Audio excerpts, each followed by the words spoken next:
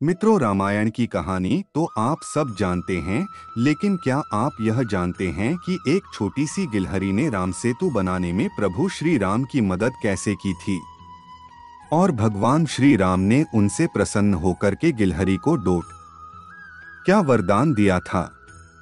आइए जानते हैं वह वरदान क्या था और गिलहरी ने किस प्रकार राम सेतु बनाने में श्री राम की मदद की थी।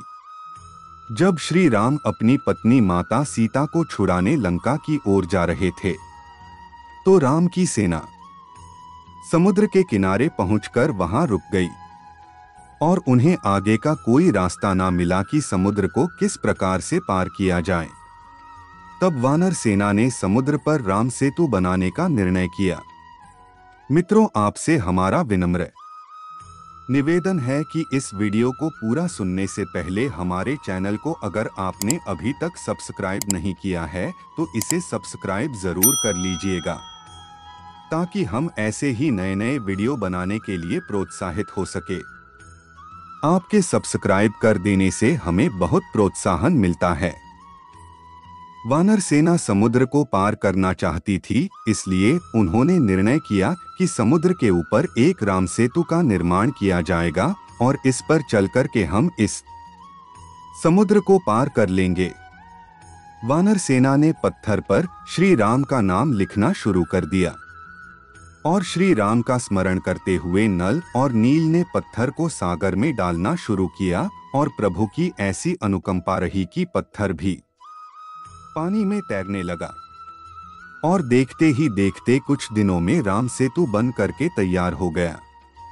जिस समय राम सेतु बनाने में सभी वानर सेना व्यस्त थी, उसी समय एक छोटी गिलहरी वहां आई और उसने सभी को पुल बनाते हुए देखा।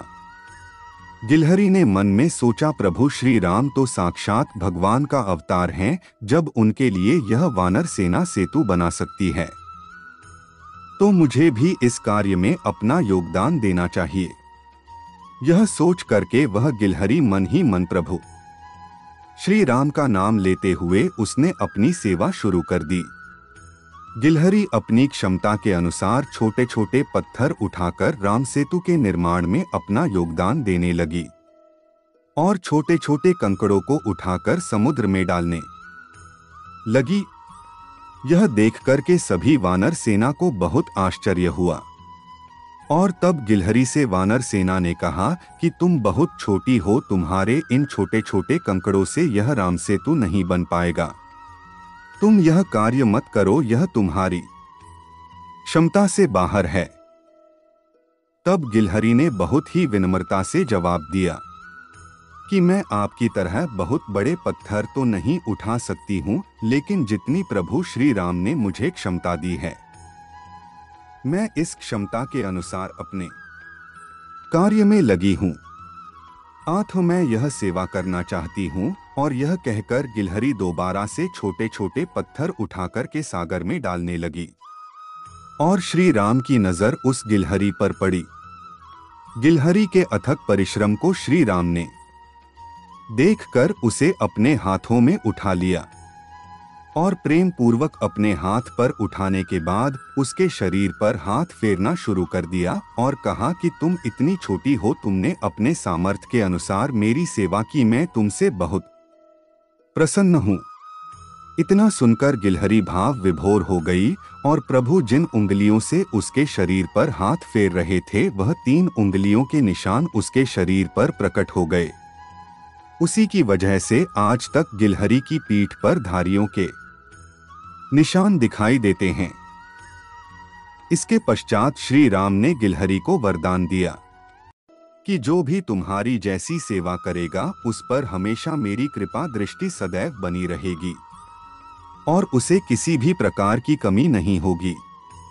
गिलहरी के इस प्रयास का राम सेतु पर बहुत बड़ा असर हुआ। बड़े बड़े पत्थरों से जो राम सेतु तैयार हुआ था और उन बड़े पत्थरों के बीच जो छोटी जगह खाली रह गई थी, गिलहरी के द्वारा फेंके गए छोटे छोटे पत्थर उन खाली जगह को भरने का काम कर रहे थे। इस प्रकार सेतु को बहुत अधिक मजबूती प्रदान हुई।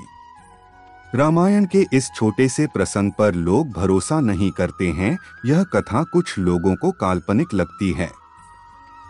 इसके बावजूद कहानी का एक मर्म है कि संकट काल में जितना और जैसा सामर्थ हो उसी के अनुसार समाज के काम जरूर आना चाहिए।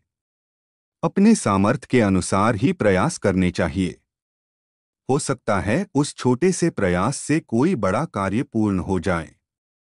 मित्रों, रामायण का यह छोटा सा प्रसंग आपको कैसा लगा हमें जरूर बताइएगा और हमारे चैनल को सब्सक्राइब करके ही जाएगा। जय श्री राम।